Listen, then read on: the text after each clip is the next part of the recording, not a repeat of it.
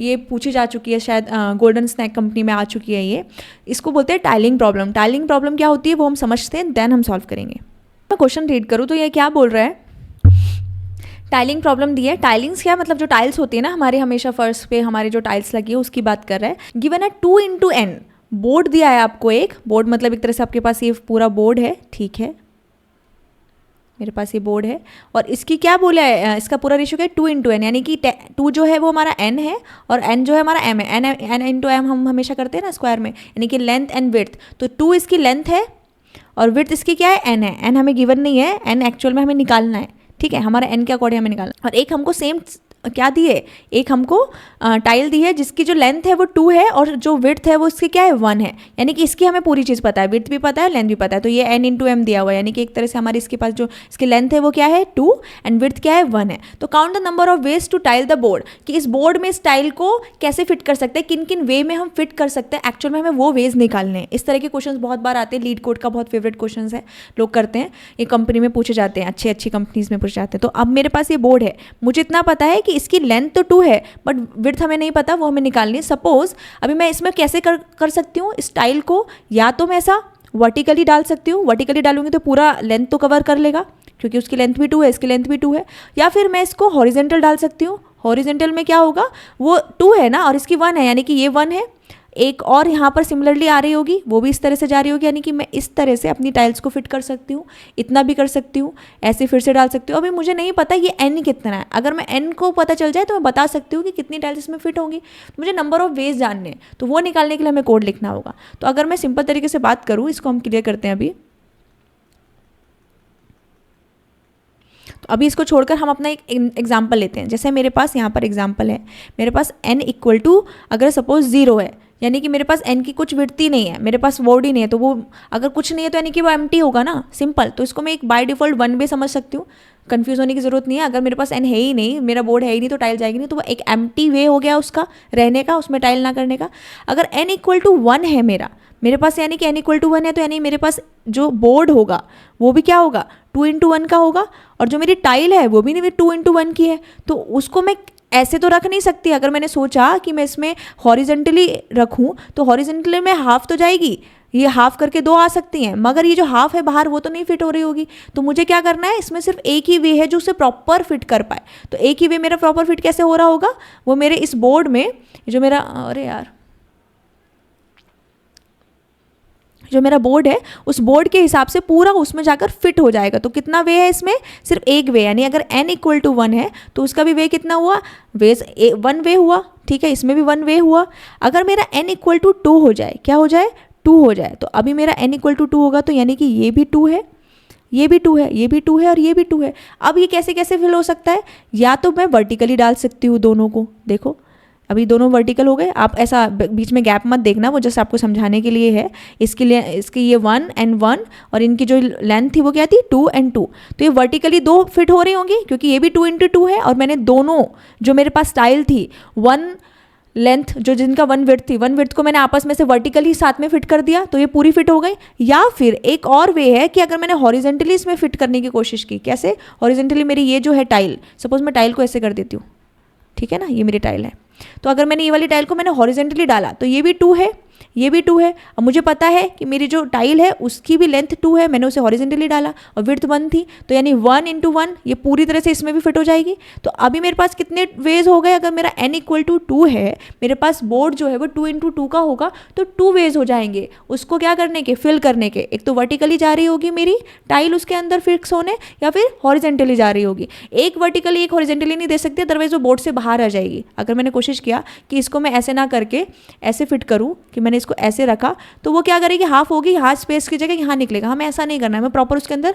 Fix करना है। जैसे हम अपने घर पे टाइल्स लगाते हैं ना, तो उस हिसाब से जितना हमारा फर्श होता है उस हिसाब से अपनी टाइल्स फिट रखते हैं। एक्स्ट्रा होती है तो उसे कट करा रहे होते हैं, यहाँ कट का सीन नहीं है, उसको लेंथ दिया उसमें बताना है। तो इसके भी कितने हो गए, 2 वे हो गए। तुम्हारे पास 2 वेज हैं अगर n इक्वल टू 2 है। सेम चीज़ अगर मैंने n इक्वल टू 3 रखूँ, अब मेरे पास n इक्वल टू 3 होगा, तो यहाँ पर ये मेरा बोर्ड है, ठीक है, ये मेरा 3 है, ये मेरा 2 है, सपोज मानते हैं। अब मुझे इसके अंदर क्या भरना है, अब मुझे इसके अंदर टाइल डालनी है मेरी ये 2 into 1 वाली। तो क्या क्या ऑप्शन हो सकता है हमारे पास, एक मैंने डाला वर्टिकली, एक दूसरा कलर लेती हूँ मैं इसमें समझाने के लिए। मैंने एक क्या डाला, एक तो मेरा हो गया ये, मैंने वर्टिकली डाला, ठीक है, तो यानी कि मेरे पास यहाँ पे क्या हो गया, ये 2, और इसने कितना कवर किया 1। जब मैंने 1 कवर किया तो यहाँ पे 2 बचा होगा, है ना, 3 - 1 2 इतना बचा। तो यहाँ पर मैं एक 2 जो है हॉरिजेंटली जा सकती है मेरी, क्योंकि मेरी उनकी लेंथ 2 है, तो ये हॉरिजेंटल मैंने करके टाइल डाल दी। तो 3 टाइल से मेरा पूरा बोर्ड भर गया। एक वे ये है, एक और वे अगर मैं बात करूँ, अभी दूसरा वे भी हो सकता है। दूसरा वे क्या हो सकता है, सपोज ये मेरा 3 है, ये मेरा 2 है, सपोज मेरे पास जो टाइल है वो हॉरिजेंटली ना डाल के मैंने यहाँ पर हॉरिजेंटली डाली, ठीक है, ये 2, ये मेरे पास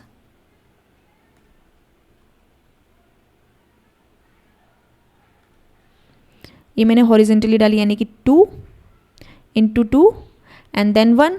स्पेस की बात मत देखना, वो स्पेस हो जा रहा है। तो इसकी क्या है 2 थी और इसकी 1 थी, तो 3 पूरी हो गई, यानी कि मेरे पास एक ये वे हो गया, सेकंड वे ये है। अगर मैं अब थर्ड वे की बात करूँ, थर्ड वे भी कोई अपॉर्चुनिटी है, थर्ड वे भी है। सपोज मैंने तीनों को, यानी कि मैंने तीनों को वर्टिकली डाल दिया, तो क्योंकि ये भी मेरा 1, इसकी जो मुझे दिख रहा है ना विड्थ क्या है 1 है, तो तीनों विड्थ आएंगी, और मेरी ये जो है ये 3 ही तो दिया हुआ मैंने n = 3 के लिए, यानी कि 1 1 1 पूरे 3 को कवर किया, और 2 को तो ऑलरेडी कवर करता ही है, तो मेरे पास ये भी वे हो गया।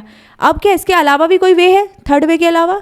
नहीं, अब कोई थर्ड वे नहीं है। मैं हॉरिजेंटल डालूंगी तो एक वर्टिकल डालना ही पड़ेगा, चाहे इधर से डालूँ या इधर से डालूँ।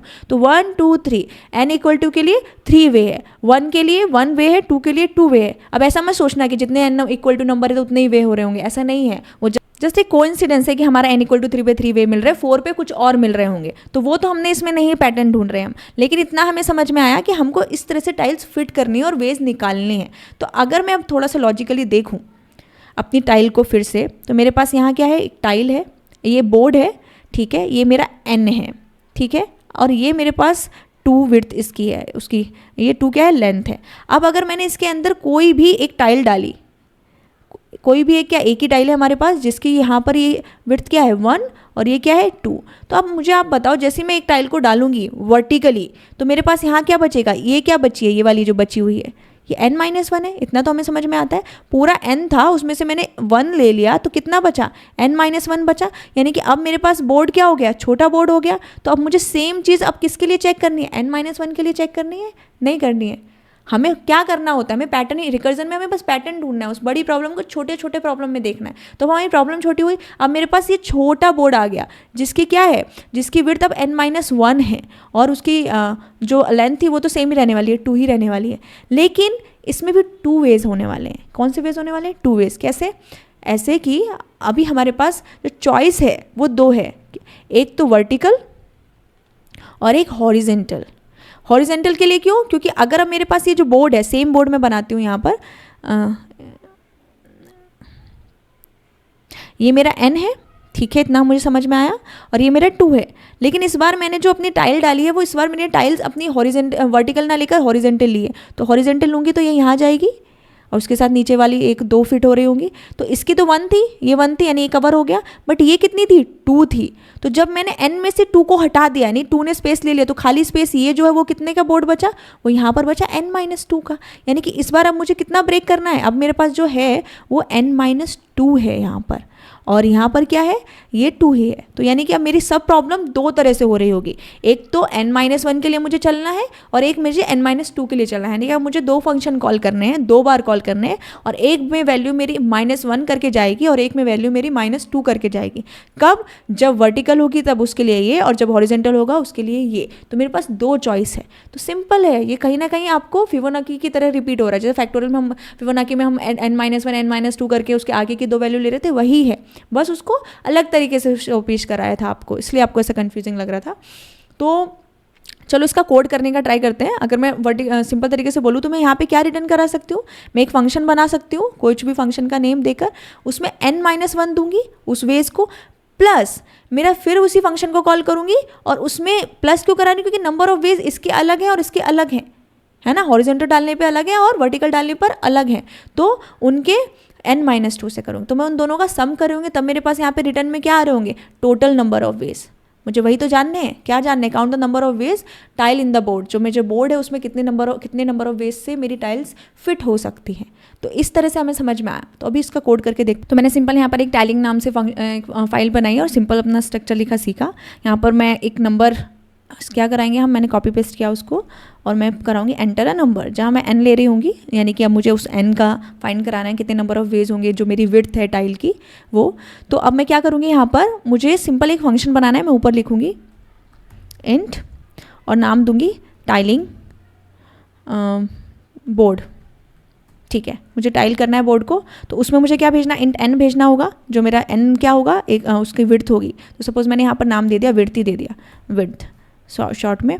ठीक है, तो अब मुझे क्या करना है, अभी मेरे पास यहाँ पर जो है, अभी मैंने बेस केस डिसाइड नहीं किया हमने बेस केस, बट हमने क्या डिसाइड किया कि हमें क्या रिटर्न करना है, हमें रिटर्न करना है जो मेरा टाइलिंग फंक्शन है उसमें एक बार n-1 के लिए वेज लेने हैं, यानी कि मेरा 1 कब हो जाएगा, जब मेरी 1 का, अगर मेरी टाइल की जो विड्थ है वो 1 है और लेंथ है जो 2 है, तो अगर मैंने उसे वर्टिकली रखा विड्थ को, तो यानी कि वो मेरा जो नंबर, मेरे जो बोर्ड की विड्थ थी वो n थी, तो n-1 बची, तो एक n-1 के लिए वेज निकल जाएंगे। और प्लस मुझे सिमिलरली अगर मैंने उस विड्थ को हॉरिजेंटली रखा तो अभी उसकी लेंथ जो है वो विड्थ बन गई, तो 2 हो गई, तो n में से 2 निकल जाएगा, तो कितना बचा, n-2। तो सेम फंक्शन को मैं कॉल करूंगी किसके लिए, n-2 के लिए।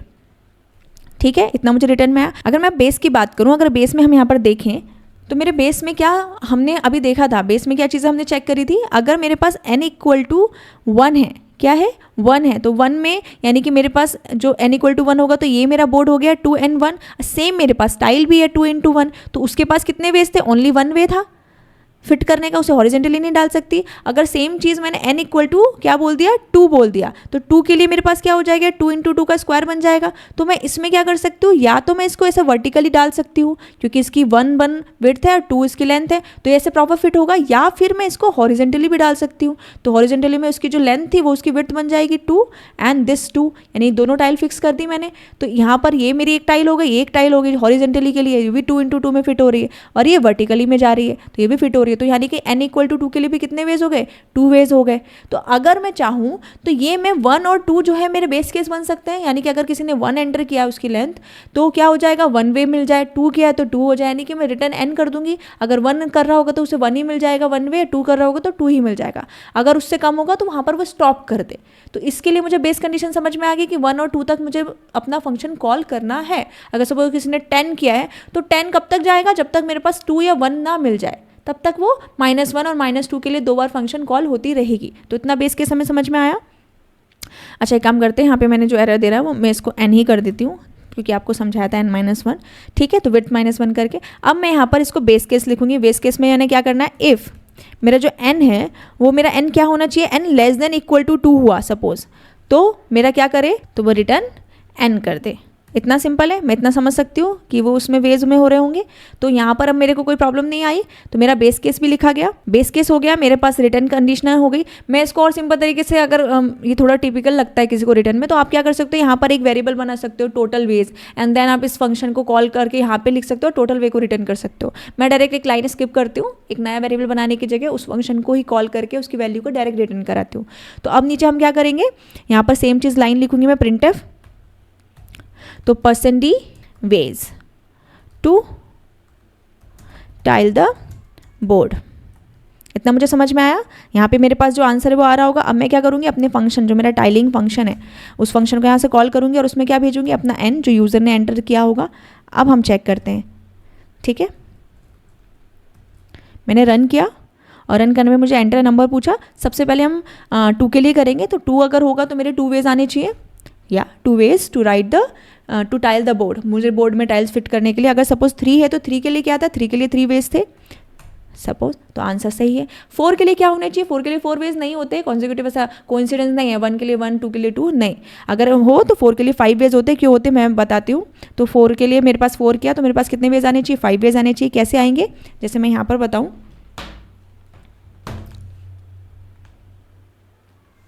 मेरे पास ये टाइल है, ठीक है, अब मेरे पास ये क्या है, 4 है, ये 2 है, तो यानी कि मेरे पास 2 × 2 × 2, मैं इसको 4 टाइम्स डाल सकती हूँ अपनी टाइल को। ये 1 है ना यहाँ पे, तो 1 × 1, तो यानी कि मेरा वर्टिकल करने का, वर्टिकल अगर मैंने चारों कर लगा दी तो मेरे पास कितना, एक वे हो गया सिंपल। मेरे पास एक और फिर मैंने दूसरा वे मेरे पास क्या हो गया, मैंने अगर हॉरिजेंटल लगाई तो एक तो ये एंड सिमिलरली ये, तो इस तरह से फिट हुआ। क्यों, क्योंकि इसकी भी 2 है, ये जो विड्थ था ये 1 है, तो मेरे 2 और 4 कंप्लीट हुआ, 2 × 2, एक ये हो गया, दूसरा वे ये हो गया, मेरे 4 वेज हमारे आने वाले हैं, 5 वेज आएंगे। सेम चीज़ अगर मैंने एक वर्टिकल रखा, ठीक है, 2 को हॉरिजेंटल रखा फिर एक वर्टिकल रखा, इस तरह से हो सकता है। या फिर 2 वर्टिकल पहले रखे, 2 हॉरिजेंटल पहले रखे, फिर 2 वर्टिकल बाद में रखे, ऐसा हो सकता है। तो इस तरह से मेरे जो वेज बनते हैं ना, वो मेरे कितने वेज बनने वाले हैं, 5 वेज बनने वाले हैं।